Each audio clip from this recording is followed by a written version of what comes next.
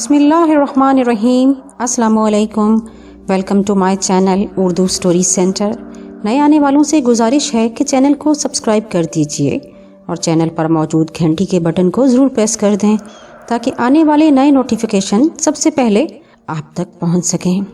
पेश खिदमत है उर्दू नावल सदियों की बेटी का अगला हिस्सा। खुद पंडित धर्म आनंद उसके हुस्न बेमिसाल को देखकर दंग रह गए थे। बहरहाल अपने घर में उन्होंने चंद्रबदन की रहाइश का बंदोबस्त किया। करण और राज के दिल पर इस वाक़े के बाद क्या गुजरी थी इसका इजहार तो वो कभी ना कर सके, लेकिन दिल ही दिल में उन्होंने फैसला कर लिया था कि माता जी ने ये जुल्म तो कर डाला है इन पर, लेकिन इन्हें घर में कैद तो नहीं कर सकेंगी। चंद्रबदन से उनकी अच्छी खासी शनासाई हो चुकी थी। वो जब भी दिल चाहेगा जाकर पंडित धर्म आनंद जी के घर चंद्रबदन से मिल लिया करेंगे। बहरहाल चंद्रबदन को इस बात की परवाह नहीं थी। वो तो अब नए जहानों की तलाश में निकल पड़ी थी और यहाँ उसे राजश्री मिली। राजश्री जिसकी उम्र 30 साल के करीब थी। वो बेवा थी, लेकिन ज़िंदगी के 30 साल में शायद उसे कभी दिली सुकून नहीं मिला था। चंद्रबदन की तरफ से उसने बड़ी मोहब्बत भरे कदम उठाए। वो बहुत बेबाक औरत थी और उसके अंदर एहसास की आग सुलग रही थी। चंद्रबदन से चंद रोज़ के बाद बेतकल्लुफ़ी हो गई तो उसने कहा, भगवान ने तुम्हें अप्सराओं का रूप दिया है। मैं तुम्हें बताऊं चंद्रबदन, ये रूप जो होता है ना, चंद रोज़ की छाया होती है। इसे अपने मान की भेंट नहीं चढ़ाना चाहिए, बल्कि सुंदरता से तुम एक तूफ़ान मचा सकती हो, एक हलचल मचा सकती हो। क्या समझी? यहाँ तुम्हें रोकने वाला कोई नहीं होगा। भैया जी यानी पंडित धर्म आनंद ज़्यादातर राजा जी के पास रहा करते हैं। यहाँ आज़ादी ही आज़ादी है। उन मर्दों के सीनों पर मूंग धलो, किसी के फेर में मत आओ, अपने हुस्न से फ़ायदा उठाओ। और ये नसीहत चंद्रबदन की पसंद के मुताबिक थी। वो तो खुद भी यही चाहती थी कि नौजवान उसके लिए तड़पें, उसके लिए कत्लो गारत गरी हो। अब उसका जहन इन्हीं रास्तों पर भटक रहा था और वो यही सब कुछ चाहती थी। बहरहाल इस तरह वक्त गुजरता रहा। धर्म आनंद ने उसे हर तरह की आज़ादी दी थी। वैसे राजश्री का कहना बिल्कुल ठीक था। धर्म आनंद खुद ज़्यादातर राजा श्रित की हाजिरी में रहा करते थे या फिर अपना काम देखा करते थे। चुनाचे चंद्रबदन ने अपनी तफरीहात का आगाज़ कर दिया। वो नंदियापुर के मुख्तलिफ इलाकों में जाया करती थी। ख़ास तौर से सोना तालाब उसकी तफरीहात का मरकज़ था। सोना तालाब पर जब चंद्रबदन पहली मरतबा गई तो वहाँ घाट पर मौजूद औरतें उसे देख कर शर्मदा रह गईं, और फिर जब वो कपड़े उतार कर तालाब में दाखिल हुई तो औरतों पर सख्ता तारी हो गया और उसे पता नहीं क्या क्या नाम दिए गए। चंद्रबदन की कहानी औरतों में पहुँच गई तो फिर किसी और चीज़ की क्या ज़रूरत रह गई थी। जंगल की आग की तरह ये खबर फैल गई कि सोना तालाब में एक अप्सरा नहाने उतर आई है। उसके हुस्न के पूरे कस्बे में धूम मच गई और जवान उसके दीवाने हो गए। वो इसके इंतज़ार में आंखें बिछाए रहते। रफ्ता रफ्ता उन्हें ये भी पता चल चुका था कि वो पंडित धर्म आनंद की कोई रिश्तेदार है और कोई मामूली औरत नहीं है। सब जानते थे कि पंडित जी राजा शरद चंद्र के मशीर हैं। अगर किसी ने कोई गड़बड़ की तो दरबार में तलब करके इतने जूते पड़ेंगे कि चांद गंजी हो जाएगी। लेकिन फिर भी नौजवान उसके दीवाने थे। वो उसके इंतज़ार में आंखें बिछाए रहते थे। वो उससे इश्क जताने की हिम्मत नहीं रखते थे, लेकिन सोना तालाब अब हुस्न की जन्नत था और नौजवानों को इस जन्नत में जाने से कौन रोकता। तालाब के गिर्द कमात के खेत फैले हुए थे। फसल पकने वाली थी। बड़े बड़े झाड़ू खड़े थे जो नौजवानों को छुपाने के लिए काफ़ी थे। चुनाचे एक दिन जब चंद्रबदन ने लहंगा और चोली उतार कर तालाब के किनारे रखी और पानी में उतरने लगी तो उसे कमात के पौधे हिलते हुए महसूस हुए।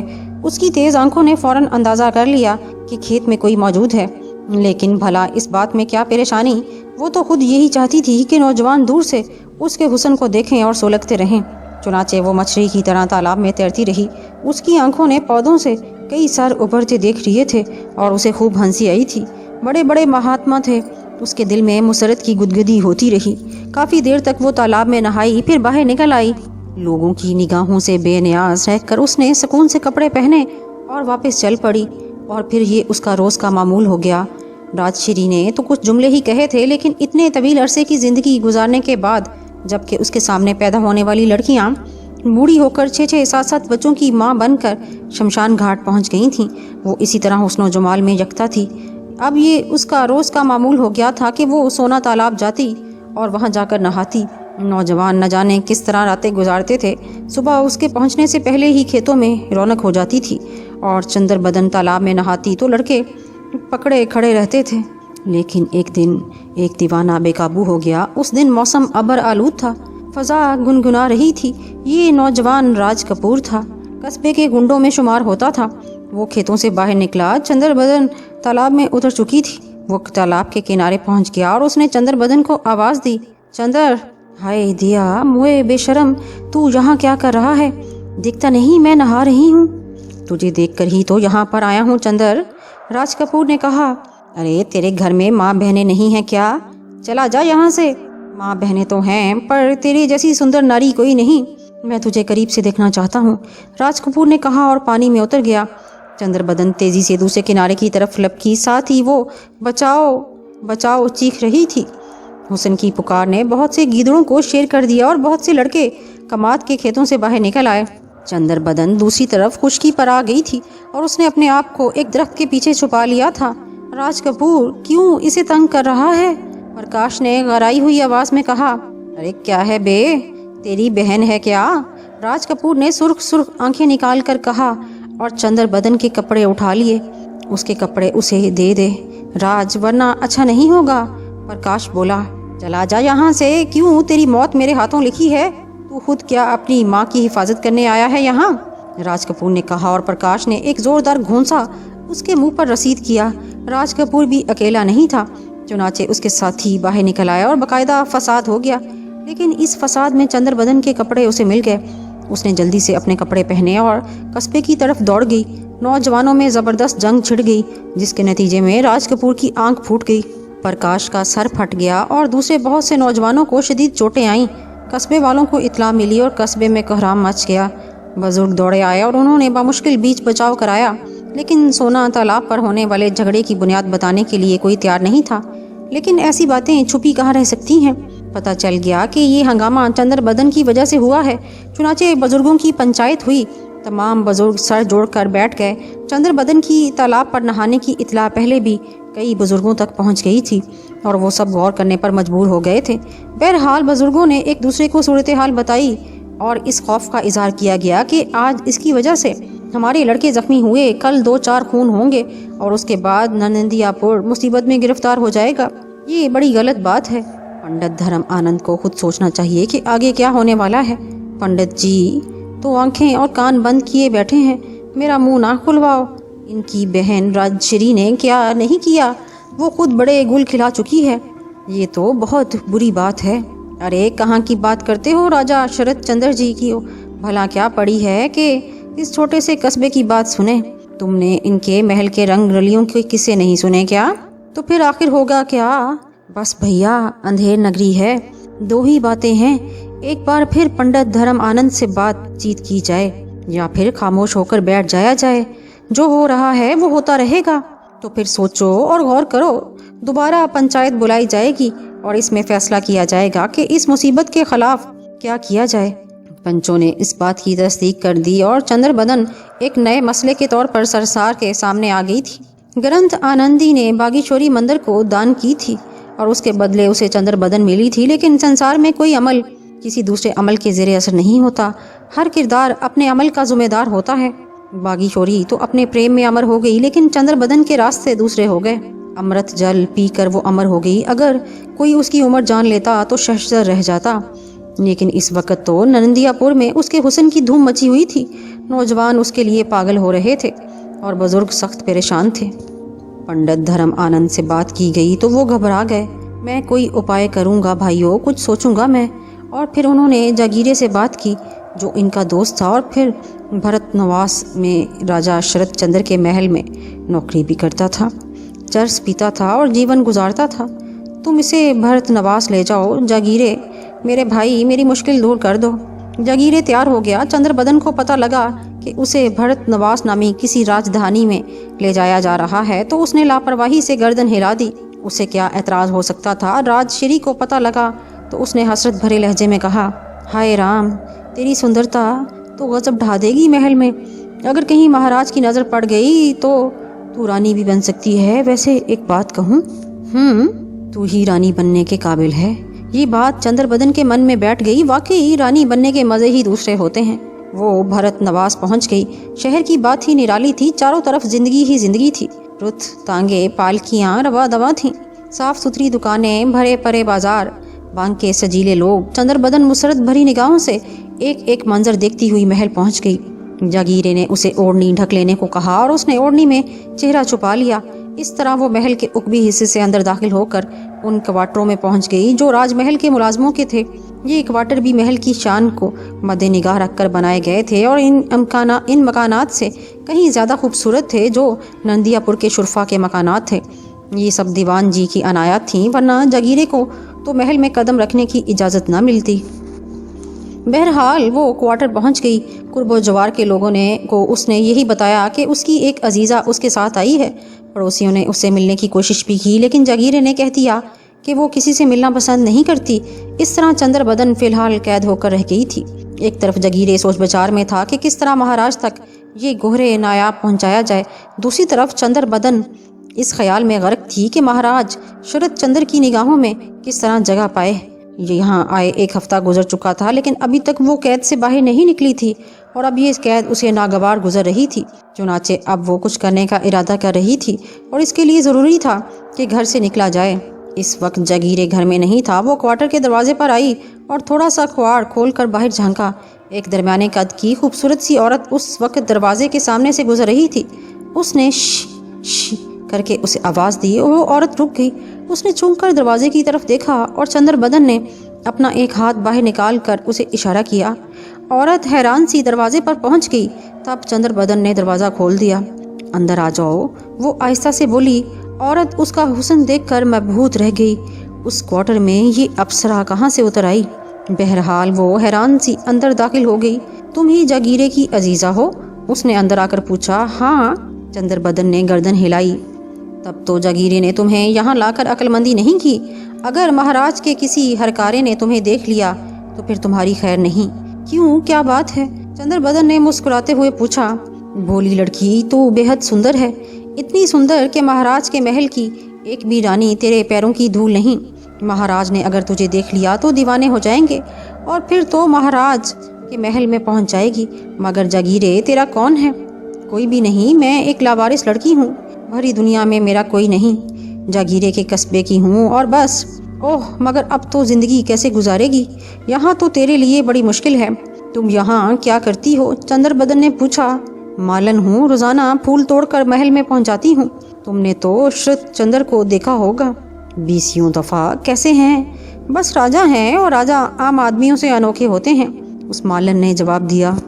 मैं भी शरद चंद्र को देखना चाहती हूँ, कोई तरकीब बताओ।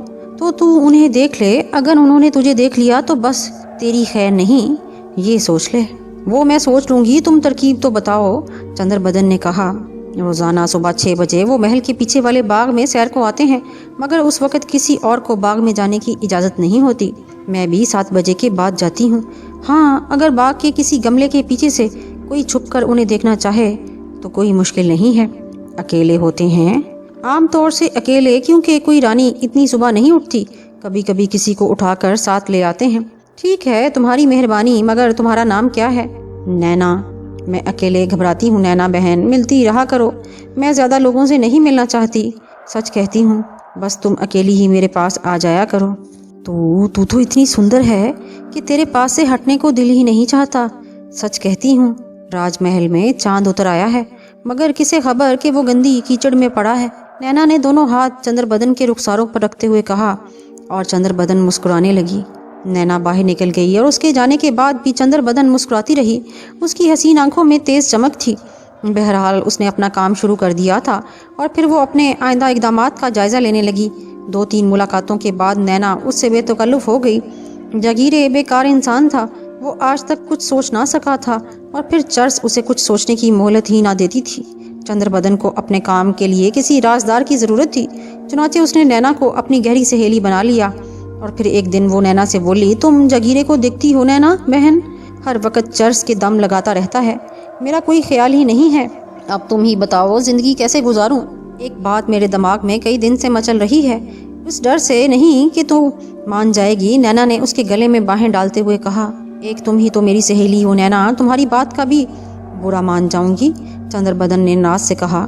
मेरे ऊपर एतबार करती है? हाँ, तो फिर सुन, मैं हर तरह तेरी मदद करने को तैयार हूँ। अगर तू चाहेगी तो तेरे लिए तलाश कर दूंगी और खामोशी से तेरे फेरे करा दूंगी, लेकिन तेरा बुर्जा गिरे जैसा ही कोई होगा जो तेरे हुस्न को मिट्टी में मिला देगा। और अगर किसी तरह महाराज या किसी हरकारे की निगाह तेरे ऊपर पड़ गई तो तुझे महल बुलवा लिया जाएगा, मगर तेरी कोई हैसियत ना होगी। महाराज जब तक चाहेंगे तुझसे दिल बहलाएंगे और फिर तुझे तेरे पति के हवाले कर देंगे। इसके बजाय अगर तू कवारी ही महाराज के सामने आ जाए और उन्हें लिभाए तो सच कहती हूँ चंद्रबदन, तू रानी बन जाएगी। महाराज औरत के मामले में ऐसे ही हैं। पूरे भरत नवास पर तेरा ही राज हो सकता है। आगे तेरी मर्जी, मैं हर तरह तेरी मदद करने को तैयार हूँ। मुझे तेरे ऊपर विश्वास है रहना, मगर मेरी सहेली, मैं महाराज के सामने कैसे आऊँ?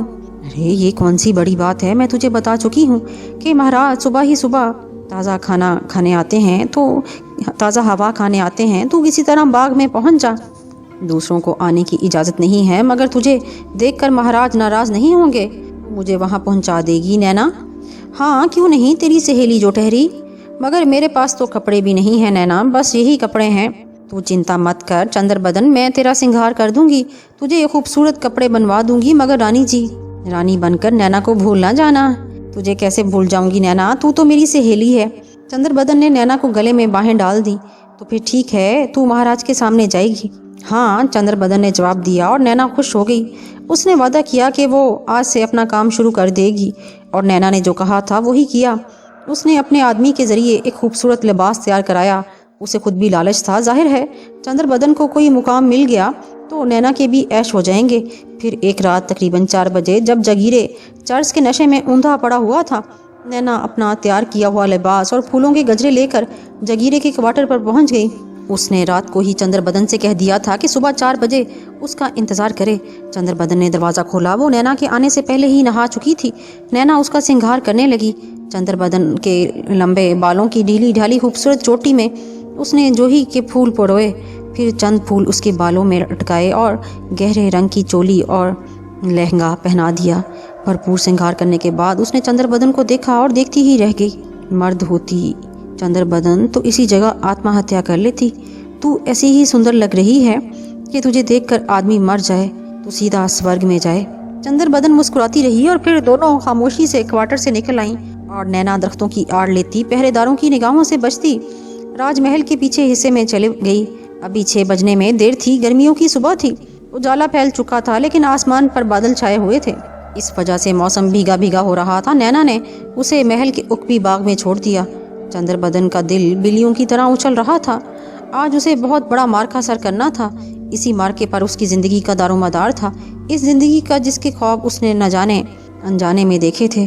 अगर आज उसने महाराज को मुतासिर कर लिया तो उसका मुस्तकबिल बन जाएगा। वो धड़कते दिल से इस फवारे पर जा बैठी जिससे रंगीन पानी की फवारें उबल रही थीं। चंद साथ धड़कते दिल पर काबू पाती रही और फिर पुरसकून हो गई। उसकी निगाहें उबलती हुई रंगीन धारों को हैरत से देख रही थीं। अपने सुहाने इस मंजर का उसने तसव्वुर भी नहीं किया था। वो बेखुदी के आलम में उबलते और नीचे गिरते पानी को देखती रही। परिंदों की चहचहाहट तेज होती जा रही थी। बादल कुछ और गहरे हो गए। उसने गहरी सांस ली, लेकिन दूसरी तरफ रुख करते ही वो सहम गई। और सहमा हुआ हुस्न कुछ और भी हसीन लगता है। काली आंखों में खौफ के साए हुस्न बन गए और सामने खड़े हुए आदमी ने दिल थाम लिया। चंद्रबदन ने सहमी सहमी निगाहों से उसे देखा। अतलस के लिबादे में कामदार जूतियां पहने कोई खड़ा था। बुलंदो बाला कद, लंबे लंबे बाल, चेहरे कानों के पास से सफ़ेद थे। चौड़ा रोबदार चेहरा, घनी मूंछें, बड़ी बड़ी आंखें, हैरत से सिमटे हुए होंठ, सफ़ेद रंग। कोई अनजान भी कह सकता था कि वो राजा है। राजाओं की सी शान थी। चंद्रबदन के जहन में एक छनाकास हुआ। वो खुद को संभालने लगी, अपना खौफ दूर करने लगी। देखने वाला साकत व जामत खड़ा था। लगता था जैसे सहर कर दिया गया हो। चंद्रबदन भी खामोश खड़ी थी, लेकिन रफ्ता रफ्ता उसके चेहरे से खौफ के असरात मिटते जा रहे थे। फिर उसके होंठों पर मुस्कुराहट फैल गई। उसने औसान बहाल किए और बेतकल्लुफ़ी से बोली, तुमने तो मुझे डरा ही दिया था। ये तर्ज तकल्लुम, ये अंदाज़े तखातुब सुनने वाले के लिए अजनबी था, अनोखा था। इस बेतकल्लुफ़ी पर वो मर मिटा। शायद ही उसके कानों ने ऐसी बेतकल्लुफ़ी के अल्फाज कभी सुने हों। आहिस्ता आहिस्ता उसकी हैरत भी दूर हो गई। आंखों की जिंदगी लौट आई। तलस्सम टूट गया और वो भी मुस्कुरा पड़ा। क्या तुमने इन लहरों पर जन्म लिया है? वो मीठी आवाज़ में बोला। इनमें? वो हंस पड़ी। जल तरंग बज उठा। बीना के तार छिड़ गए। बड़ी नगमगी थी इस हंसी में। वो अपने तुर्कश के तमाम तीरों से वाकिफ़ था और इन सब से काम ले रही थी। मैंने इन लहरों में जन्म नहीं लिया। तुम मानो किसी दरख्त में उगे हो, धरती से निकल आए हो। क्यों? इसी मीठी आवाज़ में पूछा गया। तुम्हारे कदमों की चाप ही नहीं सुनी? ओह, तुम इन रंगीन लहरों में खोई हुई थी, वरना चाप ज़रूर सुन लेती। बड़ी सुंदर है ये जगह, मैंने ख्वाब में भी ना देखी थी। महाराज कैसे भाग्यवान हैं, रोज़ाना इसे देखते होंगे। मैं समझता हूँ महाराज बड़े बदनसीब हैं, इससे पहले तुम्हें ना देख सके। उसने कहा, ए ज़ुबान संभालो, बड़े आए महाराज को बदनसीब कहने वाले। अगर महाराज ने सुन लिया तो गर्दन उतार दी जाएगी। बहुत मोहब्बत करती हो अपने महाराज से, तुम जितना सोच सकते हो उससे कहीं ज़्यादा। उसने आंखें बंद करके झूलते हुए कहा, क्या ख़ास बात है उनमें? मुझे नहीं मालूम, वो इसी अंदाज में बोली। कभी सूरत देखी है उनकी? ख्वाबों में मेरे ऐसे भाग कहाँ कि जीते जी देख लूँ। क्यों? तुम उनके महल में मौजूद हो, सूरत भी देख सकती हो। बड़े फासले हैं मेरे और उनके दरमियान, वो हसरत भरी आवाज़ में बोली। और अगर ये फासले दूर हो जाएं? वो कुछ ना बोली और वो कुर्बान होने वाली नज़रों से उसे देखता रहा। उसने इस मलकोती हुस्न को सर से पांव तक देखा। एक एक नक्श मन मोह लेने वाला था। सारी ज़िंदगी ऐसा हुस्न नहीं देखा था। तब उसने दोनों हाथ बढ़ाए और उसके कंधों पर रख दिए। सुंदरी, वो आहिस्ता से बोला, और वो चौंक पड़ी। उसने आंखें खोली और कई कदम पीछे हट गई। उसकी आंखों में नाराज़गी थी और फिर वो मुड़कर जाने लगी। सुंदरी, सुनो तो सही, वो उसकी तरफ लपका। क्या है? क्या मैं इतना ही बुरा हूँ कि तुम मेरे पास ठहर भी नहीं सकती? उसने दर्द भरे लहजे में कहा। नहीं, तुम बुरे नहीं हो, मगर ये महाराज का महल है, मैं यहाँ चोरी से घुस आई हूँ। और फिर मेरा तुमसे नाता क्या है? वो बोली। महाराज से तुम्हारा क्या नाता है? वो मेरे महाराज हैं। तुम उन्हें देखे बिना इतना चाहती हो? हाँ, मैं उन्हें सपनों में देखती रही हूँ। वो बोली। कैसे थे?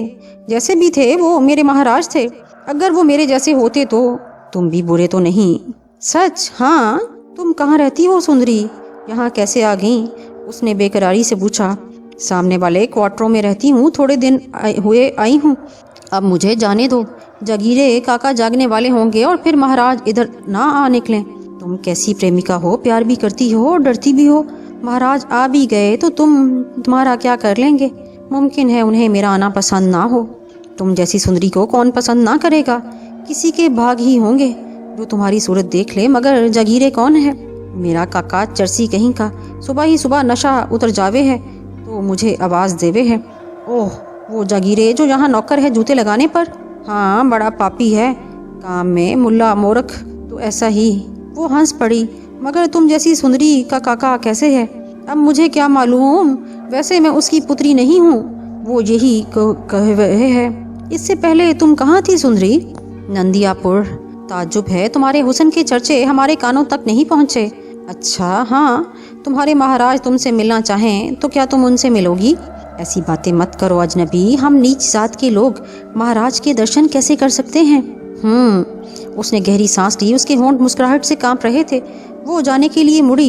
एक बात और सुन जाओ सुंदरी, उसने बेकरारी से कहा और फिर रुक गई। तुम्हारा नाम क्या है? चंद्र बदन, उसने कहा और मुड़कर भाग गई। और वो दिल थामे उसे चौकड़ियाँ भरता देखता रहा। फिर जब वो नज़रों से ओझल हो गई तो उसने एक ठंडी सांस ली।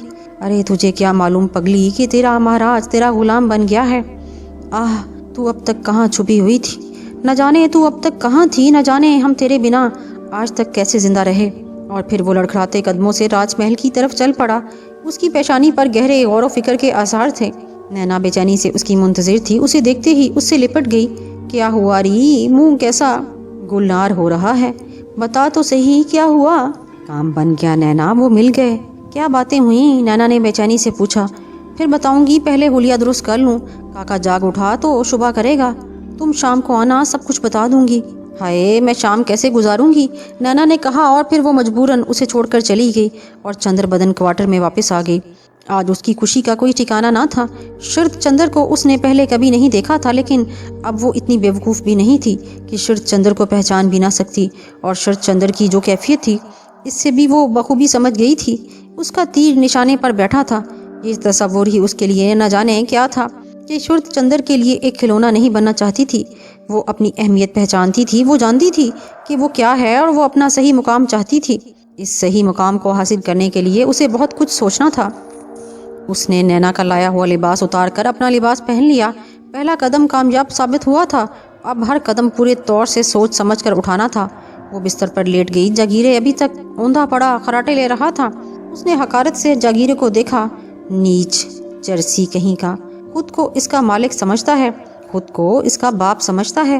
और चारपाई पर पड़ी न जाने क्या क्या सोचती रही। दिन चढ़ता रहा और फिर जब दरवाजे पर दस्तक हुई तो वो चौंक पड़ी। जागीरे का भी नशा टूट चुका था और चारपाई पर पांव लटकाए बैठा कुत्ते की तरह मुंह फाड़ रहा था। दस्तक सुनकर चौंक पड़ा, फिर कमर पर हाथ रख कर करहता हुआ उठ खड़ा हुआ। दरवाजे पर दो आदमी खड़े हुए थे। उनके हाथों में थाल थे जिनमें नाश्ता चुना हुआ था। क्या बात है भाई, नाश्ता है, सरकारी रसोई से आया है। और हाँ, नाश्ता करके तुम उदय चंद के पास पहुंच जाना, उदय चंद ने तुम्हें बुलाया है। मगर ये भोजन हमारे लिए है, जागीरे ने हैरत से कहा। सरकारी दस्तरखान से एक चमार के लिए नाश्ता आए, ये एक अनहोनी थी। हाँ हाँ, ये थाल पकड़ो, रसोई से आने वाले ने कहा। और जागीरे ने मुतहय्यराना अंदाज में थाल पकड़ लिए। दोनों आदमी वापस चले गए थे, लेकिन जागीरे थाल लिए उसी जगह खड़ा था। उसकी नजरें कभी थालों पर और कभी जाने वालों पर थीं। फिर वो थाली लेकर पलटा। कौन था काका? चंद्रबदन ने, जो सब कुछ सुन चुकी थी, अनजान बनते हुए कहा। लेकिन जागीरे के मुंह से कोई आवाज़ ना निकल सकी। उसने थाल जमीन पर रख दिए और सर खुजाने लगा। चंद्रबदन के होंठों पर एक पुरअसरार मुस्कुराहट फैल रही थी। कौन था काका? चंद्रबदन ने अपना सवाल फिर दोहराया। उसकी पुरअसरार मुस्कुराहट जागीरे नहीं देख सका था। सरकारी रसोई से भोजन आया है री, न जाने क्या बात है, और हम ये भोजन नहीं करेंगे, किसी और के लिए होगा, वो हमें गलती से दे गए हैं, अभी थोड़ी देर में वापस आएंगे, जागीरे ने कहा और थाल में रखे हुए लजीज खानों को देखकर होंठ चाटने लगा। खाने की चीज़ है काका, खा भी लेंगे तो क्या हर्ज होगा, मुझे तो भूख लग रही है, चंद्रबदन ने कहा और थाल के करीब बैठ गई। अरे सुन तो पगली, जागीरे ने उसे रोकने की कोशिश की, लेकिन चंद्रबदन मुस्कुराकर उसे खाती रही। तब जागीरे भी उसके साथ शरीक हो गया, लेकिन उसके चेहरे पर अचंभे की आसार बददस्तूर थे। जिंदगी में पहली बार जागीरे ने ऐसा शानदार नाश्ता किया था, लेकिन दरियाए हैरत में गोता जन होने की वजह से वो इनका सही लुत्फ ना उठा सका। नाश्ते से फारिग होकर उसने उल्टा सीधा मुंह हाथ धोया, फिर उदय चंद की तरफ चल पड़ा। उदय चंद महाराजा शरद चंद्र के खास मशीर थे, हर काम में पेश पेश रहते थे। दरबार में उनकी खास चलती थी और सब उनसे खौफजदा रहते थे। थोड़ी देर के बाद जागीरे उदय चंद की ड्योरी पर पहुंच गया। इस ड्योरी पर किस्मत के मारे आते थे और यहाँ उनकी बदकिस्मती पर मोहर साबित हो जाती थी। बड़ी देर में उदय चंद तक रसाई हुई थी, लेकिन आज सुबह से किस्मत जागीरे पर मेहरबान थी। उसने उठते ही चंद्रबदन का मुंह देखा था। उदय चंद ने उसे फौरन अंदर बुलवा लिया। उनके कमरा खास से हुक्के की गिड़गिड़ाहट की आवाज़ बुलंद हो रही थी, जिसकी खुशबू बाहर तक फैली हुई थी। एक खादिम ने दरवाज़ा खोलकर उसे अंदर जाने के लिए कहा और सहमा हुआ जागीरा अंदर दाखिल हो गया। उदय चंद एक कालीन पर बैठे हुए लंबी फर्शी से हुक्के के कश लगा रहे थे। एक खादिम उनके पांव दबा रहा था। जागीरे ने दोनों हाथ जोड़कर और कमर तक झुककर उन्हें प्रणाम किया। उसने एक निगाह में अंदाजा लगा लिया कि उदय चंद के चेहरे पर गुस्से के आसार नहीं। उदय चंद ने पांव समेट लिए और खादिम को बाहर जाने का इशारा किया। खादिम गर्दन झुकाए बाहर निकल गया और उदय चंद हुक्के के मुंह से लगाते हुए बोले, आओ जागीरे, वहाँ खड़े हो, दरवाज़ा बंद करके बैठ जाओ। उदय चंद की आवाज़ में बड़ी नरमी थी। जागीरे का दिल हाथ भड़का हो गया। उसने दरवाजे की सा नकर लगाई और कालीन से पड़े अकड़ूं बैठ गया। अरे जूते उतार कर इधर आ जाओ, तुम भी इंसान हो, उदय चंद ने फिर नरम आवाज़ में कहा और जागीरे का मुंह हैरत से खुला का खुला रह गया। वो ज़ात का चमार था जिसे आम ब्राह्मण और दूसरी ऊंची ज़ात के लोग करीब खड़ा करना भी पसंद नहीं करते थे। जय जाई के उदय चंद जैसे आदमी उसे अपने पास बिठाने के लिए कह रहे थे। उसे अपने अचानक इंसान बन जाने पर बड़ी हैरत हुई। बहरहाल वो कालीन के एक कोने पर बैठ गया। उसकी गर्दन झुकी हुई थी और वो उदय चंद उसे गहरी निगाहों से देख रहा था। तुम्हारी ज़ात क्या है जागीरे? चमार हूँ माई बाप, जागीरे ने कहा। नंदियापुर के तमाम लोगों को ये बात मालूम होगी। जी सरकार, वहीं पला बड़ा हूँ। खैर, हमें इससे कोई गर्ज नहीं। चंद्रबदन तुम्हारी कौन है? जागीरे अचानक चौंक पड़ा। उसके जहन के किसी तारीख गोशे में यह ख्याल नहीं था। मुमकिन है चंद्रबदन को इन्होंने देख लिया है, मुमकिन है इसके हुस्न के चर्चे हों, लेकिन उदय चंद इसको इससे क्या गर्ज? ये गोहरे नायाब तो शरद चंद्र के लिए मुंतखब किया गया था। इसे उदय चंद के हाथ नहीं लगना चाहिए। बहरहाल अगर खुद उदय चंद की नीयत उस पर हुई तो वो चाल चलेगा।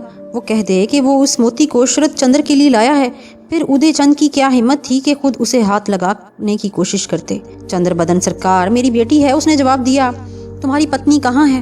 घर में आग लग गई थी माई बाप, जलकर भस्म हो गई, तभी तो मैंने चंद्रबदन को उससे लेकर आ गया।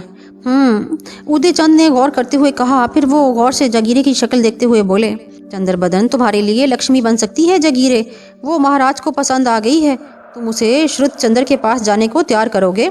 जगीरे का दिल उछल पड़ा, उसके अंदेशे बेबुनियाद थे। चुनाचे वो खुश हुआ और बोला, इसकी क्या मिजाल है सरकार के वो इनकार करे?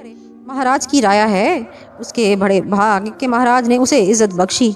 समझदार आदमी हो जगीरे, जाओ उसे तैयार करो, तुम्हारा मुंह दौलत से भर दिया जाएगा। और हाँ, अब तुम्हारा खाना रसोई से आया करेगा। आज से तुम्हारे जूते लगाने वाली नौकरी खत्म, आराम से रहो, शायद चर्स बीते हो। जी सरकार, तुम्हारे यहाँ चर्स के बोरे भिजवा दिए जाएंगे, खूब आराम से पियो, चंद्रबदन इनकार ना करने पाए। वो इनकार नहीं करेगी महाराज। जगीरे ने चर्स के बोरे से नशा उसकी तरफ बढ़ाया। बस जाओ, इसीलिए बुलाया था, अब तुम जा सकते हो। और जगीरे जल्दी से उठ गया। फिर उसने झुककर उदय चंद को प्रणाम किया और उल्टे कदमों बाहर निकल आया।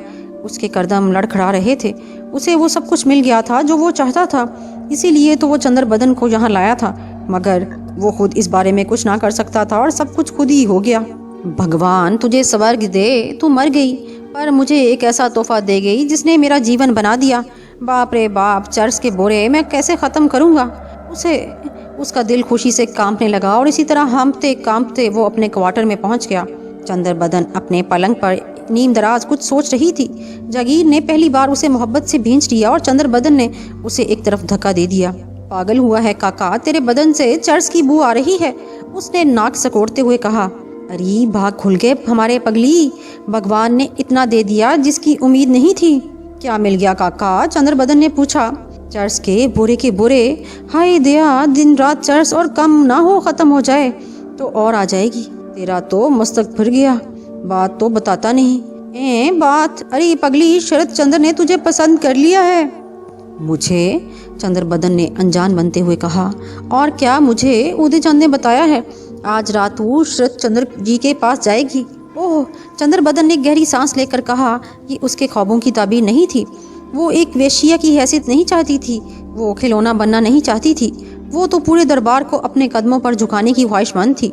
वो तो हर शरद चंद्र को अपना गुलाम देखना चाहती थी। लेकिन जगीरे की बात पर वो घबराई नहीं। उसने कोई फिक्र ना की, अपना मकाम खुद हासिल कर सकती थी। शरद चंद्र हैसियत की ही क्या रखता है, तकदीर उसके हाथ में है, शरद चंद्र के हाथ में नहीं। जगीरे उम्मीदों बीम की निगाहों से उसे देख रहा था। उसे खतरा था कि चंद्रबदन की मुंह जोर जवानी सरकशी ना करे। उधेर उम्र शरद चंद्र को मुमकिन है वो पसंद ना करे। उसकी माँ भी तो सिमाप फितरत थी, वो अपनी माँ से अलग ना होगी। जाएगी तू चंद्रबदन? उसने पूछा। तुम कहोगे तो जाऊंगी काका, मैं तुम्हारा हुक्म क्यों ना मानूंगी, उसने तंज भरी मुस्कुराहट से कहा। पर तुमने मेरे बारे में उदय चंद जी से क्या कहा?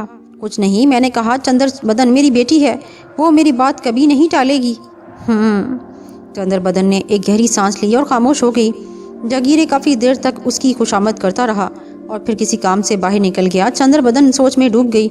वो रात की प्रोग्राम बना रही थी। शरद चंद्र ने उसे जिस अंदाज में बुलाया था वो उसे पसंद नहीं था, लेकिन अब ये उसकी सलाहियतों पर था कि वो शरद चंद्र को कैसे बेवकूफ़ बनाएगी। और बूढ़ा चमार जो उसका बाप ना था, इससे पहले उसका दाग मिटाना ज़रूरी है कि वो एक चमार की बेटी है।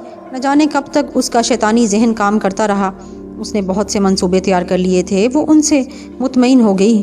दोपहर को भी मुलाजिम आए, उसके हाथ में भी थाल थे और ये थाल जगीरे को आवाज़ देकर अंदर पहुंचा दिए गए। जगीरे वापस आ गया था। दोनों ने खाना खाया। जगीरे को चर्च मिल गई थी। वो इत्मीनान से चिलम भर कर एक कोने में बैठा काफ़ी देर तक दम लगाता रहा, फिर उठकर बाहर निकल गया। जगीरे को गए हुए ज़्यादा देर नहीं हुई थी कि नैना आ गई और चंद्रबदन उसे देखकर चौंक पड़ी। नैना मुस्कुराती हुई आई और चंद्रबदन से लिपट गई, लेकिन चंद्रबदन नैना का चेहरा देखते हुए कुछ सोच रही थी। महल में नैना भी थी जो इसकी असलियत से वाकिफ थी। चंद्रबदन अपनी हकीकत का एक नक्श भी नहीं छोड़ना चाहती थी। क्या बात है रानी, किस सोच में खोई हुई हो? नैना ने मुस्कुराते हुए कहा। कुछ नहीं नैना, क्या महाराज ने घायल कर लिया है? नैना उसे गुदगुदाते हुए बोली। नहीं नैना, बताओ तो सही, महाराज के दर्शन हुए? क्या बातें हुई? वैसे वारकारी लगा है, मैंने रसोइयों को आते देखा था। महाराज की कृपा है। वो तो है, मगर तूने महाराज पर क्या कृपा की है? अरे चल पगली, चंद्रबदन ने उसके गाल पर चपत लगाते हुए कहा। छुपाने नहीं दूंगी रानी जी, मेरे पेट में तो सुबह से दर्द हो रहा है, नैना ने बदस्तूर जिद करते हुए कहा। और फिर उसने नैना को बताना शुरू कर दिया। चंद्रबदन एक ही घाघ थी, जैसी बेवकूफ़ औरतें भला उसे चला सकती थीं। उसने थोड़ी सी रद्दबदल करके कहानी सुना दी। नैना खूब मज़े ले रही थी। फिर वो चंद्रबदन को चूमते हुए बोली, मैं तो पहले ही कह रही थी मेरी सखी तू रानी बनने के काबिल है रानी। चंद्रबदन मुस्कुराने लगी। शाम को 7 बजे के करीब उदय चंद जी ने जागीरे को बुलाया और जागीरे चर्च के नशे में धुत उनके पास पहुंच गया। उसने ज़मीन पर गिरकर उदय चंद को प्रणाम किया था। चंद्रबदन से बात की जागीरे। उदय चंद ने नाक सिकोड़ते हुए पूछा, हाँ महाराज, वो खुश है। मैं पहले ही कह चुका था, ठीक है, उसे चादर उड़ाकर यहाँ पहुँचा दो, कोई देखने ना पाए। जो हुक्म महाराज, जागीरे ने कहा। और शाम के झटपटे में चंद्रबदन एक चादर ओढ़कर उदय चंद के मकान पर पहुँच गई। उदय चंद ने उसे देखा तो दिल पकड़ कर रह गया। जागीरे साथ था।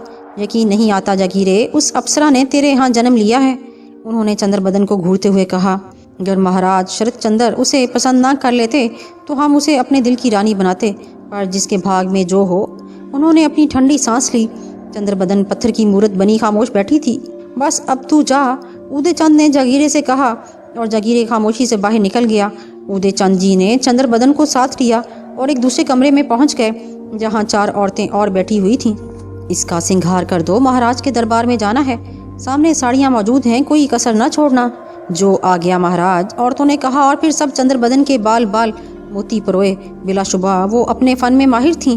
उन्होंने चंद्रबदन का सिंगार किया, लेकिन इस सिंगार में भी उसके कंवारपन का बांकपन कायम रहने दिया। फिर उन्होंने गुलाबी रंग की एक हसीन कामदार साड़ी उसके जिस्म पर लपेटी, गुलाब के फूलों के गजरे उसके सर और कलाइयों पर लपेटे, पेशानी पर चंदन तिलक लगाए और कमरे की फजा अंदर का अखाड़ा बन गई। बिलाशुबा चंद्रबदन आसमान से उतरी हुई कोई अप्सरा मालूम हो रही थी। इंसानी आंखों ने ऐसा हुस्न कहाँ देखा था। औरतें उसे तैयार करके सकते में रह गई थीं। फिर उन्होंने उदय चंद जी को इतला दी और उदय चंद जी अंदर आ गए। उन्होंने दरवाजे पर कदम रखा और शशद रह गए। फिर उन्होंने मुंह फेर लिया और बोले, मेरे साथ आ जाओ चंद्रबदन। और चंद्रबदन आहिस्ता कदमों से उनके साथ चल दी। तुम्हें देखकर महाराज से बगावत करने को जी चाहता है, लेकिन मेरे अंदर ये हिम्मत नहीं, रास्ते में उन्होंने जज्बात भरी आवाज़ में कहा और चंद्रबदन को लेकर अपने मकान के एक कमरे में पहुंच गए। फिर उन्होंने दीवार पर लगे हुए बंदर के बुत के मुंह में हाथ डालकर कोई कुल दबाई और कमरे की दीवार में एक चकोर सिल सड़क गई। दीवार के सुराख की दूसरी तरफ एक मशल रोशन थी। आओ, उन्होंने उस सुराख में दाखिल होते हुए कहा और चंद्रबदन भी उनके साथ उस पोशीदा दरवाजे में दाखिल हो गई। उदय चंद ने मशल दीवार से निकाली और फिर अंदर से कुल दबाने से दीवार बराबर हो गई। फिर उन्होंने चंद्रबदन का नाजुक हाथ पकड़ा और मशल लिए आगे बढ़ने लगा। कोई लंबी सुरंग थी जो बीच दर बीच न जाने कहाँ तक चली गई थी। चंद्रबदन बिल्कुल खामोश थी। इस दौरान उसने एक लफ्ज़ भी मुंह से नहीं निकाला था। ऐसा लगता था जैसे वो पत्थर की कोई चलती फिरती मूर्ति हो, लेकिन उसकी आंखें इस पूरे माहौल का जायजा ले रही थीं। उसने उदय चंद को भी पढ़ा था। वो अच्छी तरह जानती थी कि वो किस तरह की शख्सियत का मालिक है, लेकिन उसकी ये आदमी काम का साबित हो सकता था, उसने सोचा था। और फिर वो शरद चंद्र को राम करने पर गौर करने लगी। सुरंग काफ़ी तवील थी। फिर कुछ सीढ़ियों पर जाकर वो ख़त्म हो गई। सीढ़ियों पर एक मशल उड़ी हुई थी। यकीनन ये इख्तिताम शरद चंद्र की आरामगाह पर हुआ होगा। गोया उदय चंद के मकान में दाखिल होने वाली हर लड़की पोशीदा तौर पर शरद चंद्र की ख्वाबगाह में पहुंच जाती है। शरद चंद्र अयाशियों का जरिया उदय चंद जी हैं। चंद्रबदन ने सोचा और फिर चूम कर उस रोशनी को देखने लगी जो सामने वाली दीवार से अंदर रेंग आई थी। रंग बिरंगी ये रोशनी इन फानूसों की थी जो दूसरी तरफ छत में आवेजा थे। कमरा क्या, पूरा हॉल था जिसे दुनिया की ताइशात से आरास्ता कर दिया गया था। दीवारों पर नोखेज तस्वीर पेंट की हुई और संगे मरमर की बरहना मूर्तियाँ जगह नसब थी, कहीं तन्हा और कहीं मर्द के साथ। बड़े हसीन मनाजर थे जो दिल को लुभा रहे थे। हर मंजर से प्यार के जज्बात झलकते थे। दरमियान में सोने का एक छप्पर खट था जो बारीक पर्दों से आरास्ता था। उदय चंद जी ने उसका हाथ छोड़ दिया और फिर भारी आवाज़ में बोले, महाराज को खुश कर दिया तो दुनिया में स्वर्ग बन जाएगी, और अगर वो नाराज़ हो गए तो ये धरती तुम्हारे लिए नर्क का नमूना पेश करेगी। इस बात का ख्याल रखना। और फिर वो मुड़कर उसी सुरंग में दाखिल हो गए। उनके चले जाने के बाद चंद्रबदन ने एक गहरी सांस ली और चारों तरफ के मनाजिर देखने लगी। ये मनाजिर हैजान खेज थे और जज्बात में तूफान पैदा कर देने के हामिल थे। चंद्रबदन नौखेज थी, बंद कली थी। लेकिन वो जवानी की तफसीर से पूरी तरह वाकिफ़ थी। ये मनाजर उसे बेचैन नहीं कर सकते थे। हाँ, उसकी जगह कोई भी नौजवान लड़की इन मनाजर से बरांगीख्ता होकर ख़ुद को किसी भी मर्द की आगोश में पहचाने के लिए तड़पने लगती। लेकिन चंद्रबदन अपने हुस्न की दौलत से खूब वाकिफ़ थी। उसने उससे कहीं ज़्यादा हैजान के इस मनाजिर देखे थे। इन मनाजिर ने वक्ती तौर पर तो उसे मुतासिर किया, लेकिन किसी भी औरत का इस अंदाज में बिला इम्तियाज़ दौलत हुस्न लुटाना उसे कतई पसंद ना था। वो एक मेयार चाहती थी। उसे इब्तिदा ही से आइडियल की तलाश थी। यूँ इसकी फितरत पुख्ता हो गई। वो नौखेजियत और कबारेपन में ही खासी तजर्बेकार हो गई थी। चुनाचे इन मनाजर को देख कर वो मुस्कुराने के अलावा कुछ ना कर सकी। मनाजर किसी बूढ़े महाराजा को जवान तो कर सकते थे, लेकिन उसके लिए ये बेहकीकत थे। वो छप्परकट का एक पर्दा सरका कर उसके कोने पर बैठ गई। उसकी निगाहें दरवाजे पर निगरान थीं और वो खुद को बेहतरीन अदाकारी के लिए तैयार कर चुकी थी। फिर दरवाजे पर कदमों की आहट सुनाई दी और सफ़ेद लिबास में मलबूस बुलंदोबाला कद का मालिक राजा शरद चंद्र अंदर दाखिल हो गया। चंद्रबदन ने उसे सोगवार निगाहों से देखा और फिर चौंक पड़ने की शानदार अदाकारी की। शरद चंद्र महवे हैरत से उसे देख रहा था। तुम? चंद्रबदन ने हैरत ज़दा लहजे में कहा और शरद चंद्र मुस्कुराता हुआ उसे देखता हुआ आगे बढ़ा और उसके करीब पहुंच गया। हाँ, हमें देखकर तुम्हें हैरत क्यों हुई? उसने कुर्बान हो जाने वाली निगाहों से चंद्रबदन को देखते हुए कहा। भाग जाओ, जल्दी से भाग जाओ, महाराजा यहाँ आने वाले हैं। चंद्रबदन ने अपने नाजुक हाथ उसके सीने पर रखकर उससे दरवाजे की तरफ धकेलते हुए कहा और शरद चंद्र की मुस्कुराहट और गहरी हो गई। महाराजा यहाँ आकर हमारा क्या बिगाड़ लेंगे सुंदरी? वो मुस्कुराते हुए बोला। भाग जाओ, भगवान के लिए भाग जाओ। महाराजा बहुत सख्त दिल हैं, वो तुम्हें जान से मरवा देंगे। तुम्हारे लिए जान चली जाए तब भी कम है। शरद चंद्र ने मुस्कुराते हुए उसकी दोनों कलाइयाँ पकड़ लीं। और ये तुम्हें किसने बताया कि महाराजा सख्त दिल हैं? तुम नहीं जाओगे? चंद्रबदन बेचैनी से दरवाजे की तरफ देखती हुए बोली। नहीं, तुम्हें जान की परवाह भी नहीं? बिल्कुल नहीं। अरे अजीब आदमी हो, मैं सच कह रही हूँ, महाराज आने वाले हैं। वो तुम्हें ज़रूर कत्ल कर देंगे। कल तक तो तुम अपने महाराज की बड़ी तारीफ़ें कर रही थी और आज तुम्हारे ख्यालात इस कदर ख़राब कैसे हो गए? क्या मैं इंसान नहीं हूँ कि महाराज मुझे देखते ही कत्ल कर देंगे? महाराज, चंद्रबदन ने एक सिसकी लेते हुए कहा, मेरे सपने बिखर गए अजनबी। महाराज वो नहीं जो मैं समझती थी। चंद्रबदन की आंखों से आंसू लड़क पड़े और शरद चंद्र तड़प गए। उन्होंने चंद्रबदन की कलाइयाँ खींचकर उसे अपने सीने से लगा लिया। क्या किया उन्होंने? चंद्रबदन क्या भूल गई हो गई उनसे? क्या बता? उन्होंने परेशानी से पूछा। उन्होंने मेरा अपमान किया है, उन्होंने मुझे वेश्या बना डाला। चंद्रबदन ने बदस्तूर से सकते हुए कहा। मगर कैसे, किस तरह? महाराज, अगर मुझे इशारा करते तो मैं अपना जीवन उनके चरणों में निछावर कर देती, लेकिन उन्होंने एक वेश्या की तरह मुझे अपने महल में बुलवा लिया है। वो मुझे सिर्फ एक जवान लड़की समझते हैं, वो मुझे कोई दर्जा नहीं देना चाहते। चंद्रबदन बदस्तूर सिसकियाँ लेते हुए बोली और शरद चंद्र किसी गहरी सोच में पड़ गए। मैं सच कहती हूँ अजनबी, मैं आत्महत्या कर लूँगी। महाराज मेरे बदन से जैसे चाहे खेलें, लेकिन उन्हें ना रोकूंगी। लेकिन इस अपमान पर मैं जान दे दूंगी। फिर वो क्या करते सुंदरी? उन्हें क्या करना चाहिए था? शरद चंद्र परेशानी से बोले। क्यों? क्या वो मुझे रानी नहीं बना सकते थे? क्या मैं इस काबिल नहीं? क्या वो मुझे इज्जत से ब्याह कर यहाँ नहीं ला सकते थे? क्या मैं उनकी दूसरी रानियों से बदशक्ल हूँ? बताओ, क्या तुमने उनकी दूसरी रानियों को देखा है? नहीं चंद्रबदन, तुम इन सबसे ज़्यादा सुंदर हो। वो तुम्हारे चरणों की धूल भी नहीं है। महाराज से सचमुच भूल हुई है। तुम दिल छोटा ना करो। महाराज इतने कठोर नहीं, वो इतने पत्थर दिल नहीं हो सकते कि तुम जैसी सुंदरी को रुलाएं। चंद्रबदन शरद चंद्र के सीने से लगी हुई सिसकती रही। शरद चंद्रबदन से मोहब्बत से उसके सर पर हाथ फेरते रहे और जब काफ़ी देर गुजर गई तो चंद्रबदन चौंक कर बोली। अरे तुम गए नहीं अजनबी? मगर महाराज भी अभी तक नहीं आए। जा रहा हूँ, महाराज शायद ना आए। हो सकता है उन्हें अपनी भूल का ख्याल आ गया हो। अगर महाराज तुम्हें अपनी रानी बना लें तो तुम उन्हें दिल से कबूल कर लोगी सुंदरी? क्यों नहीं, वो मेरे महाराज हैं। अगर मैं उन्हें पसंद ना करती तो मुझे उनकी इस बात का दुख ना होता। मुसीबत तो यही है कि मैं उनसे प्रेम करती हूँ। मैं मन ही मन में उन्हें पूछती हूँ, और जिसका प्रेमी उसे कोई दर्जा ना दे, उसके मन की हालत कैसी होगी तुम समझते हो अजनबी? मगर तुमने महाराज को देखा भी नहीं। प्रेम अंधा होता है अजनबी। चंद्रबदन ने कहा। अगर तुम्हारे महाराज बुढ़े और बदशक्ल हुए तो मैं उन्हें अपने सीने में छुपा लूँगी, ताकि उन्हें देखने वाले उन्हें कुछ ना कुछ कह सकें। इतना प्रेम है तुम्हें अपने महाराज से? इससे भी कहीं ज़्यादा। चंद्रबदन ने आंखें बंद करके कहा। चालाक लड़की नपे तुले वार कर रही थी। शरद चंद्र का दिल बिलियों उछल रहा था। ऐसी सुंदर प्रेमिका काहे को किसी को मिली हुई होगी। बेशक उन्होंने इसका अपमान किया था, इसे रानी बनकर ही इस महल में आना चाहिए और ये श्रुतचंद्र के लिए कोई बड़ी बात नहीं थी। चुनाचे वो चंद्रबदन के दोनों हाथ चूमते हुए बोले, अच्छा सुंदरी, मैं चलता हूँ, भगवान तुम्हारे महाराज की भूल माफ़ करे। चंद्रबदन ने कोई जवाब नहीं दिया और श्रुतचंद्र इस कमरे से निकल गए। इनके जाने के बाद चंद्रबदन ने आंखें साफ की, जिनमें मसनूई आंसू तैर रहे थे। उसके दिल के गोशों से एक पुरस्कार मुस्कुराहट फूट रही थी। उसने अपना मुकाम हासिल कर लिया था। दर हकीकत वो वशिया नहीं, रानी थी। वो महकूम नहीं, हाकिम थी।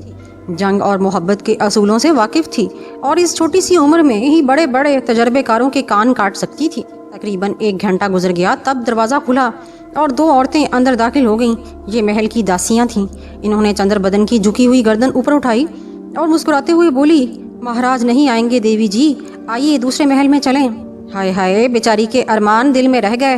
दूसरी ने कहा, पर महाराज को आज क्या हो गया, वो क्यों वापस चले गए। पहली ने कहा, शायद हुस्न के रोब में आ गए।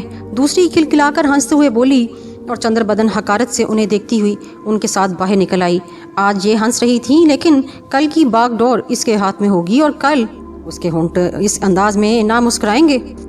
उदय चंद हामते कांपते राजमहल के कमरा खास में दाखिल हो गए। ये श्रुतचंद्र की नशिस्त का खास कमरा था और यहाँ तक शाजो नादर ही किसी की रसाई होती थी। श्रुतचंद्र गाँव तकिए से टेक लगाए किसी गहरी सोच में डूबे हुए थे। उदय चंद ने अंदर आने की इजाजत तलब की और इजाजत मिलने पर अंदर दाखिल हो गए। महाराज के चेहरे पर गौरव फिक्र की परछाइयां देखकर वो भी फिक्रमंद हो गए। बैठो उदय चंद जी, श्रुतचंद्र ने कहा और उदय चंद एक कोने में मुअद्दब अंदाज में बैठ गए। आप हमारे मशीरों में सबसे समझदार हैं उदय चंद, आपके मशवरे मुफीद होते हैं। हम एक उलझन में हैं, हमारी ये उलझन दूर कर दें। आज्ञा दें महाराज, दास पूरी कोशिश करेगा। चंद्रबदन जगीरे की बेटी है? जी महाराज। एक चमार की बेटी इतनी सुंदर कैसे हो सकती है? मैं भी हैरान हूँ महाराज, हो सकता है इसकी माँ भी खूबसूरत हो। उदय चंद ने कहा। श्रुतचंद्र ने गौर फिक्र में डूबी हुई आवाज में कहा, मगर हम एक चमारन को रानी कैसे बनाएं? रानी? उदय चंद चौंक पड़े। थोड़ी देर सोच में डूबे रहे, फिर दबी आवाज में बोले, मगर उसे रानी बनाने की क्या जरूरत है महाराज? आप यूं ही उसे जिंदगी भर दासी बना के रखें। उसकी क्या मजाल है कि आपकी दासी बनने से इनकार करे? वो इनकार नहीं करेगी उदय चंद। फिर वो हमसे बेपनाह मोहब्बत करती है, बहुत चाहती है हमें, मगर उसके नन्हे से मन में रानी बनने की आरजू है। अगर हमने उसके साथ जुल्म किया तो वो हत्या कर लेगी।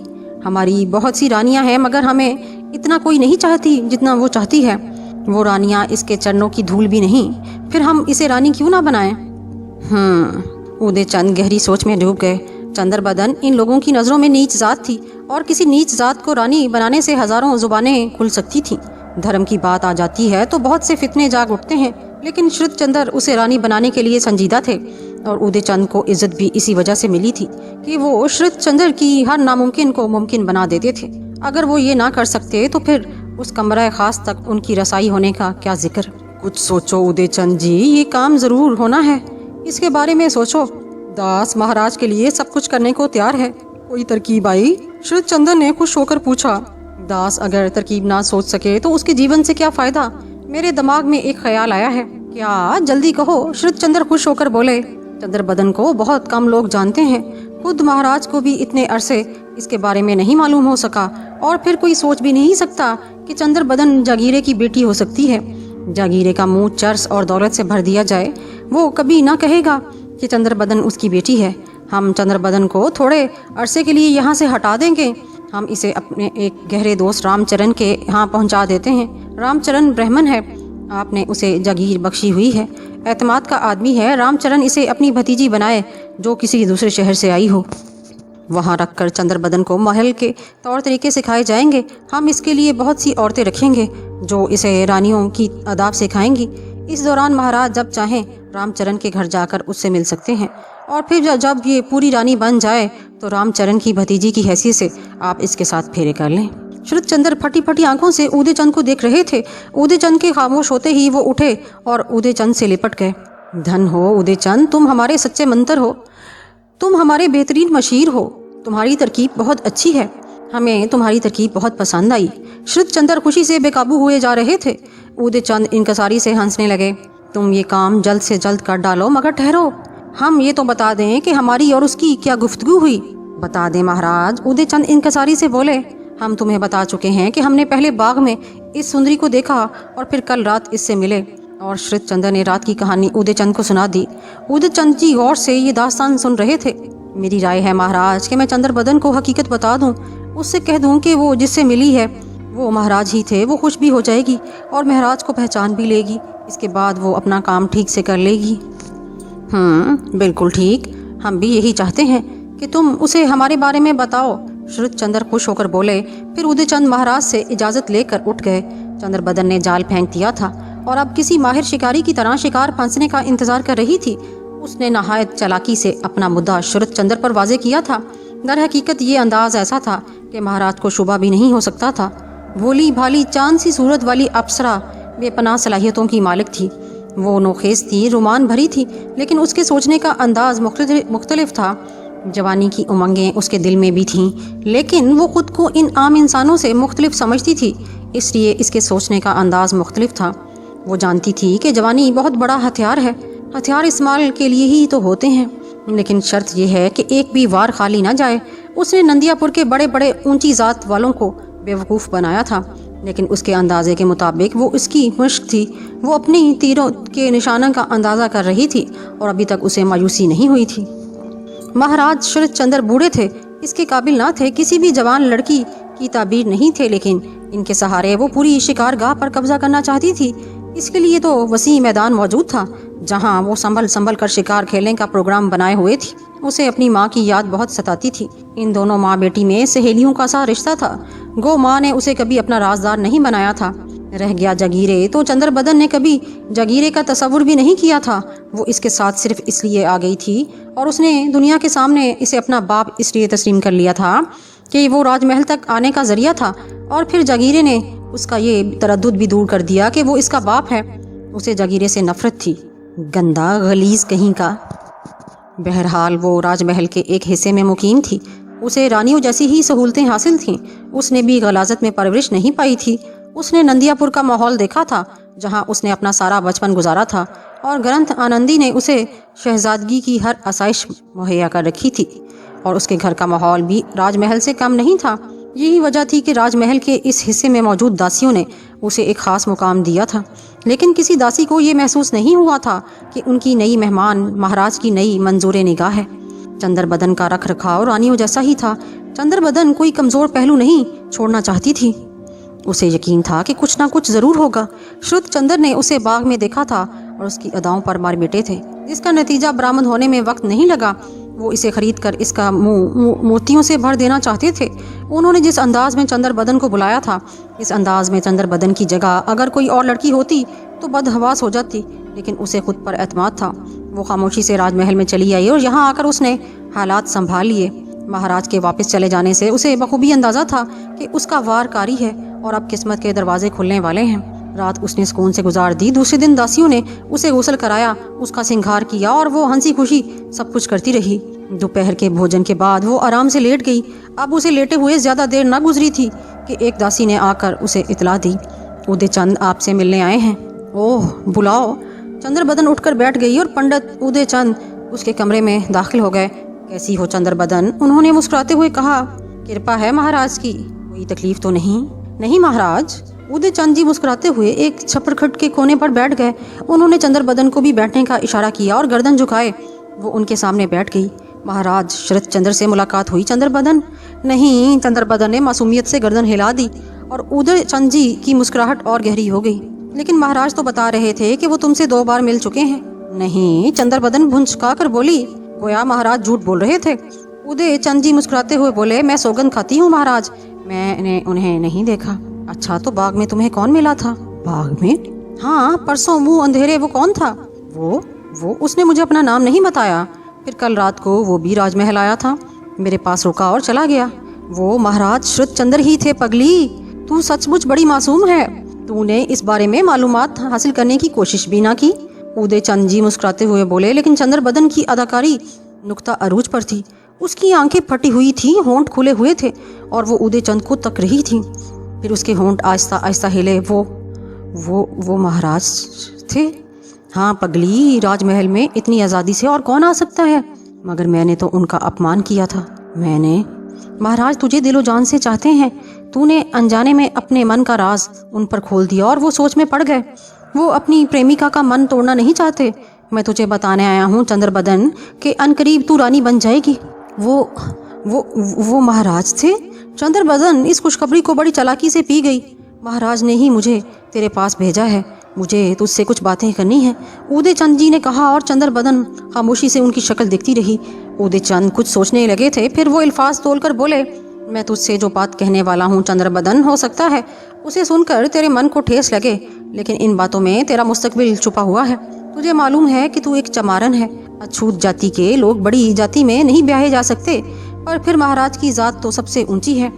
लेकिन इसके बावजूद महाराज तुझे रानी बनाने को तैयार हैं। उन्होंने फैसला कर लिया है कि तुझे रानी बनाएंगे, पर इसके लिए तुझे कुछ करना होगा। चंद्रबदन सब्र सुकून से सब कुछ सुन रही थी। क्या तू तैयार है? उदय चंद ने पूछा और चंद्रबदन ने गर्दन हिला दी। तब फिर ये बता कि यहाँ तेरे वाकिफकार कौन कौन है? कोई नहीं महाराज, सवाए जागीरे के। वो तो तेरा बाप है, तेरा बुरा ना चाहेगा, और फिर इस जर्सी को चर्च मिल जाए और क्या चाहिए इसे। नहीं महाराज, ये तुम्हारी भूल है, वो मन का बड़ा खराब है, और फिर वो मेरा बाप नहीं है। नहीं है तो फिर कौन है? वही बता रहा था कि वो मेरा बाप नहीं। ओह, ये नई बात, लेकिन तेरी माँ तो मर गई। हाँ वो, और तू नहीं जानती तेरा बाप कौन है? नहीं। तब ये तेरे बारे में सारे सिर्फ जगीरे ही जानता है, और तू कह रही है कि वो दिल मन का बड़ा खराब है। हाँ महाराज, किसी वक्त भी चर्च की तरंग में सबके सामने कह सकता है कि इसकी बेटी रानी बन गई। इस तरह महाराज की इज्जत खाक में मिल जाएगी। ये तो तू ठीक कह रही है। चर्सी का क्या एतबार, फिर मगर क्या किया जाए? वो बूढ़ा रोग है, रोग का खत्म हो जाना ही बेहतर है महाराज। अब उसका जीवन किसे सुख दे रहा है, इस बोझ को उसके कंधों से उतार ही देना चाहिए, ये तो अच्छा है। चंद्रबदन ने कहा और उदय चंद चूक पड़े। पहली बार उन्हें एहसास हुआ कि ये लड़की इतनी सीधी नहीं जितनी वो समझ रहे हैं। वो कत्ल के बारे में सोच सकती है, उसका जहन इस गहराई में भी सोच सकता है। कई मिनट गौर करते रहे, फिर उन्होंने गर्दन हिलाई। ठीक है, मैं महाराज से मशवरा करूंगा। इसके अलावा और कोई है जो तेरे से वाकिफ हो? और चंद्रबदन ने सोचा और उसे नैना याद आ गई। नैना मालन जो उसकी सहेली थी, लेकिन नैना फिल वक्त इसके लिए खतरनाक ना थी, और फिर नैना का फैसला वो रानी बनने के बाद जरूर कर लेगी। इसलिए उसने नैना की जान बख्शी कर दी और गर्दन हिलाते हुए बोली, नहीं और कोई नहीं। ठीक है चंद्रबदन, जागीरे का बंदोबस्त कर दिया जाएगा, और सुनो, तुम्हें रानी बनाने के लिए बड़ी मेहनत की जाएगी, जिसमें तुम भी शरीक होगी। महाराज चाहते हैं कि तुम यहाँ से एक और जगह चली जाओ। पंडित रामचरण हमारा आदमी है, तुम वहाँ उसकी भतीजी की हैसियत से रहोगी। वो लोगों को बताएगा कि तुम किसी दूसरे शहर से उसके पास आई हो, तुम भी उसकी मदद करोगी। फिर कुछ समझदार औरतें तुम्हें राजमहल के आदाब सिखाएंगी, तुम पूरी मेहनत से सब कुछ सीखोगी। इस दौरान महाराज तुमसे मिलते रहेंगे, समझ गई तुम? और चंद्रबदन ने गर्दन हिला दी। उसकी आंखों में मुसरतें फूट रही थीं। बस यही तुम्हें समझाना था। किसी वक्त भी खामोशी से तुम्हें रामचरण के घर भेज दिया जाएगा। उदय चंद जी उठ गए। चंद्रबदन ने हाथ जोड़कर उन्हें प्रणाम किया और उदय चंद बाहर निकल गए। रामचरण काफ़ी बड़ा जिम्मेदार था, ऊंची जात का ब्राह्मण था। वो कोई सरकारी ओहदेदार नहीं था, लेकिन उसकी पहुंच ज़बरदस्त थी और महाराज श्रुत चंद्र के खास वफादारों में था, और उसके यहाँ के रहन सहन भी ऊंचे थे। शहर के एक खूबसूरत इलाके में उसकी बहुत बड़ी हवेली थी, जिसका एक हिस्सा मर्दाना था और एक जनाना। दरमियान में एक बड़ा बाग था जिसे काफ़ी खूबसूरत बनाया गया था। बहुत सी दासियाँ और खादिम मुलाजिम थे। गर्ज ये कि यहाँ की ज़िंदगी भी ऐश की थी। उदय चंद ने उसे भी चंद्रबदन की असल हैसियत नहीं बताई थी, लेकिन इतना ज़रूर बता दिया था कि वो उल्हड़ और बेसहारा लड़की है और महाराज उसे रानी बनाने वाले हैं। यहाँ रहकर उसे राजमहल की तरबियत दी जाएगी, चुनाचे उसकी इज्जत रानियों की तरह की जाए। उसे ये भी बता दिया गया कि वो इसे अपनी भतीजी की हैसियत से रखेगा। इसके लिए एक छोटा सा ड्रामा किया गया ताकि रामचरण के घर वाले भी मुतमईन हो जाएं और चंद्रबदन की हकीकत ना जान सकें। चुनाचे रामचरण को एक ख़त मिला जिसमें उसकी एक दोस्त की मौत का इतला थी। रामचरण इस खत को पढ़कर खूब रोया पीटा और फिर अपने दोस्त की निशानी दुर्गावती को लेने चल पड़ा। घर वाले भी रामचरण के गम से मुतासिर थे। दुर्गावती रामचरण के घर आई तो सब उसके हुस्न को देखकर दंग रह गए। रामचरण ने चंद्रबदन को हकीकत बता दी थी, चुनाचे उसने अपने चेहरे पर सोग तारी कर लिया और इस हुस्न सोगवार से सब ही मुतासिर थे। और चंद्रबदन तो अदाकारी में अपना सानी ही नहीं रखती थी। उसने चंद घंटों में रामचरण के पूरे घराने को राम कर लिया। खास तौर पर रामचरण का बड़ा लड़का राकेश तो उसे देखता रह गया। राकेश बुलंदो बाला, कद, गोरे रंग और हसीन नक्शोनिगार का मालिक था। तालीम हासिल कर रहा था, लाओबाली सा था, किसी बात की परवाह नहीं करता था। रामचरण के दोस्त की मौत पर उसने भी बाप से इजहार ताज़ियत कर दिया था, लेकिन मुख्तसर अल्फाज में, और उसके बाद वो सब कुछ भूल गया था। रामचरण दोस्त की बेटी को कर चल पड़े थे तो उसने उसके बारे में कुछ ना सोचा था, लेकिन दुर्गावती को देखने पर वो सोचने पर मजबूर हो गया था। इस सोगवार लड़की ने उसका मन जीत लिया था और अब राकेश को दुर्गावती इसमें गहरी दिलचस्पी पैदा हो गई। न जाने दुर्गावती ने भी उसे गौर से देखा था या नहीं। बहरहाल बाप की दोस्त की लड़की थी। रामचरण उसके बारे में संजीदा थे, इसलिए इसके बारे में उसने सब्र से काम लेने का फैसला किया। अब तो दुर्गावती उसके मन में है और उसे घर का माहौल हसीन नजर आने लगा था। दूसरी तरफ चंद्रबदन को उस घर के माहौल में कोई दिलचस्पी नहीं थी। वो जानती थी कि ये सब इसके गुलाम है। उसने किसी को भी निगाह भरकर नहीं देखा था। ज़रूरत भी क्या थी, ये तो उसके लिए एक तरबियत गाह थी। चुनाचे वो सबसे लापरवाह थी। उसने किसी को कोई अहमियत नहीं दी। हालांकि रामचरण की नौजवान लड़कियां थीं, लड़के थे, लेकिन उसे इनसे क्या। वो तो यहाँ अपना कोर्स पूरा करना चाहती थी ताकि रानी बनकर अपने ख्वाबों की तकमील करे। रामचंद्र की लड़कियों ने उसके करीब होना चाहा तो उसने उन्हें कोई लिफ्ट ना दी। जब लड़कियों का काम ना बना तो लड़के क्या हिम्मत कर सकते थे। खुद रामचरण की ये हिम्मत ना थी कि वो चंद्रबदन की मर्जी के बगैर उसके सामने जा सकता। इस तरह चंद्रबदन को यहाँ आए हुए 3 दिन हो गए। रामचरण की पत्नी हैरान थी कि कैसी लड़की है, किसी से बात भी नहीं करती, किसी को मुँह भी नहीं लगाती। चुनाचे एक रात उन्होंने पति देव से इसकी शिकायत की। बड़ी नकचड़ी लड़की है, किसी से बात भी नहीं करती, न जाने क्या समझती है खुद को। क्या हो गया भागीवान? रामचरण पलंग से उछल पड़े। बस हो क्या गया, ऐसा लगता है जैसे हमने इसके बाप को मार दिया। लो और सुनो, हमारा ही खाएगी और हमें ही नीच समझेगी। अरे अरे, क्यों मौत आई है पुष्पावती? अगर वो नाराज हो गई तो इस घर में से चली जाएगी। जूते मार मार कर हमारे भेजे निकाल दिए जाएंगे। सबको समझा देना पुष्पावती, अगर जिंदगी चाहते हो तो इसे नाराज ना करें, इससे कोई वास्ता ना रखें। सच कह रहा हूँ पुष्पावती, अगर इसने इशारा कर दिया तो हम बिन मौत मारे जाएंगे। हाय राम, वो है कौन? पुष्पावती हैरत से बोली। बस ये मत पूछ भागीवान, भगवान से प्रार्थना कर कि हम इसे इम्तिहान में सुरखरू हो जाए। मुझे अब ख्याल आ रहा है कि ये इम्तिहान बहुत सख्त है। ये बताओ तो सही नाथ, किस्सा क्या है? अरे मत पूछ पुष्पावती, ज़रा सी गलती हमें नर्क में पहुंचा देगी। मैं किसी से ना कहूँगी, सोच ले पुष्पावती, कहीं तेरे हाथों मेरी हत्या ना हो जाए। रामचरण घबरा कर बोले। मेरे ऊपर विश्वास करो नाथ। तो सुन, वो मेरे दोस्त की लड़की नहीं, मेरा कोई भी दोस्त नहीं मरा। ये महाराज की इच्छा थी, उन्होंने ही इसे मेरे सुपुर्द किया है। ये होने वाली महारानी है। अगर ये खुश रही तो लक्ष्मी आ जाएगी और बिगड़ गई तो न जाने क्या होगा। है भगवान, अगर ये अनोखी बात है। राज दरबार की हर बात अनोखी ही होती है भगवान। ये मैंने तुझे सच बात बता दी, इसलिए तू समझ ले कि अब तुझे क्या करना है। हम सबका जीवन अब तेरे हाथ में है, मैं ख्याल रखूंगी, पुष्पावती ने कहा।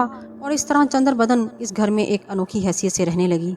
2 ही बातें होती हैं, इंसानों की पूरी तारीख इन्हीं इंसानी कमजोरियों से भरी पड़ी है। ताकत हासिल करने के बाद बहुत ही कम ऐसा होता है कि इंसान पहले जैसा इंसान रह जाए। वो बदल जाता है, इंसान होता है लेकिन शैतान से ज्यादा कुर्बत हो जाती है। मिसालें बहुत सी हैं, दुनिया ये सब कुछ जानती है। चंद्रबदन बुरी नहीं थी, लेकिन खत्म ना होने वाली जिंदगी को एक ही डगर पर चलाना तो बहुत मुश्किल था।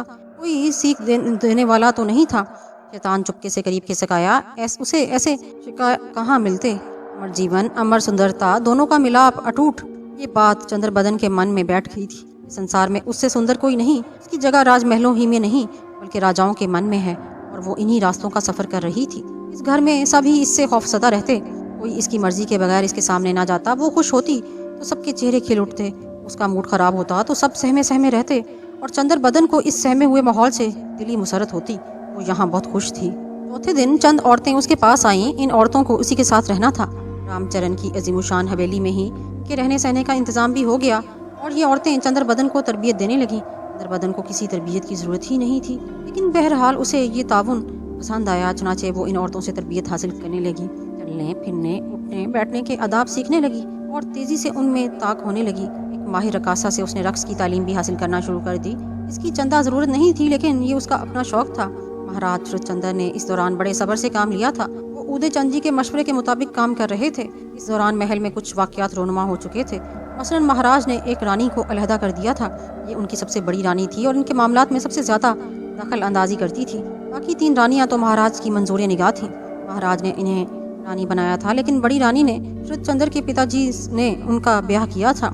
ये रानी खुद भी एक रियासत के राजा की साहबजादी थी, इसलिए महल पर बड़ा असर रखती थी। चुनांचे महाराज ने उनसे छुटकारा हासिल करना मुनासिब समझा। दूसरी अहम बात ये थी कि जागीरे ज्यादा नशे की वजह से मर गया था। उसने जरूरत से ज्यादा चर्स पी ली थी। चुनाचे एक सुबह उसकी मकान से उसकी लाश बरामद हुई। हकीकत क्या थी ये उदय चंद और शरद चंद्र के अलावा कोई नहीं जानता था। किसी को जरूरत भी क्या थी कि जूते लगाने वाले एक चुमार की मौत का खोज करता। इस तरह चंद्र बदन की ख्वाहिश के मुताबिक ये काम भी हो गया था। बहर सूरत हर काम प्रोग्राम के मुताबिक हो रहा था। शरद चंद्र का सुकून गारत हो गया था। उसने अपनी तमाम रानियों को छोड़ दिया था और दिन रात चंद्र बदन के फराक में आहें भर रहे थे। वो जल्द अज जल्द तमाम मनाजिल तय कर लेना चाहते थे। इस दौरान उन्होंने प्रोग्राम के मुताबिक चंद्र बदन से मिलने जुलने या उसे महल में बुलवाने की ख्वाहिश जाहिर की, लेकिन उनके मशीर खास उदय चंद ने उन्हें इससे बाज रखा और कहा था, इंतजार वसल की लज्जत को और बढ़ा देता है महाराज।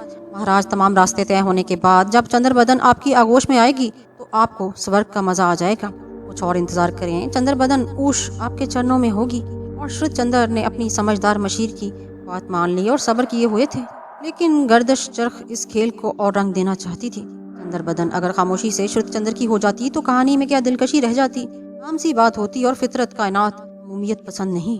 नित नए हादसात, नित नए हंगामे ही जिंदगी को सहारा देते हैं। सांसों का जमूद फितरत की मौत है। चुनाचे चंद्र बदन की जिंदगी में एक नए इनकलाब ने जन्म लिया और इस कहानी को एक नया रंग मिल गया। ये राकेश था। राकेश जिसने चंद्र बदन की पहली झलक देखी थी और उसके दिल में एक सुराख हो गया था। इस सुराख से आहें रसने लगी, मोहब्बत की ठीसें उठती रहीं। चंद्र बदन की बेनियाजी ने जख्म को और गहरा कर दिया था और राकेश की तड़प बढ़ती रही। वो चोरों की तरह कभी कभी चंद्र बदन को देख लेने में ही खुश था, लेकिन फिर ये खुशी मान पड़ गई। वो इससे मिलना चाहता था, इससे गुफ्तगू करना चाहता था। इसकी रातों की नींदें हराम हो गई, लेकिन अंदरूनी तौर पर वो एक समझदार नौजवान था। वो दूसरों पर अपनी कैफियत का इजहार नहीं करना चाहता था। हाँ, जिसे वो चाहता था उसकी तरफ से उसकी मोहब्बत का जवाब मिल जाए। फिर ये अफसाना तश्त अज़बाम करने में कोई आर नहीं था। लेकिन चंद्र बदन ने अपनी ज़ात के गिर्द आहनी बार चढ़ा रखे थे। वो घर के किसी फर्द से ना मिलती थी, कभी घर वालों के साथ ना बैठती थी। अगर वो उनके साथ उठती बैठती तो राकेश को हाले दिल कहने का कोई ना कोई मौका मिल ही जाता। अजीब मेहमान थी, मेजबानों को अपना गुलाम समझती थी और पिताजी और माताजी को न जाने क्या हो गया था कि वो इसके करीब भी ना फटकने देते थे किसी को। हाँ, इसे तालीम देने वालियाँ इसके करीब रहती थीं। इनके सिवा किसी को इसके पास जाने की इजाज़त नहीं थी। जाने क्यों? राकेश गौर करता रहता था, लेकिन इस पुरअसरार लड़की का राज उसकी समझ में नहीं आया। वक्त गुजरता रहा, राकेश के दिल की जलन बढ़ती रही और फिर उस रात वो अंगारों पर लौट रहा था। उस दिल से उससे बागी हो गया। वो उसे खौफनाक मशवरे दे रहा था। वो चीख चीख कर उसे कह रहा था, दुनियावी कयूत को तोड़ दिया जाए, हर रस्म को ठुकरा दिया जाए, वसल महबूब और कुछ नहीं। और दिल की चीखें बर्दाश्त से बाहर हो गईं तो वो अपनी जगह से उठ गया। ज़हन तारीक था, जिंदगी वसवसों से आज़ाद हो गई। नतीजे का खौफ हो जाता रहा था और उसके कदम चंद्र बदन की खौफगाह की तरफ उठ रहे थे। कोई ख्याल ना था सवाए ख्याले यार के। उसका चेहरा निगाहों में था, पाँव चल रहे थे, फासला ज़्यादा नहीं था। वो खौफगाह के दरवाजे पर पहुंच गया।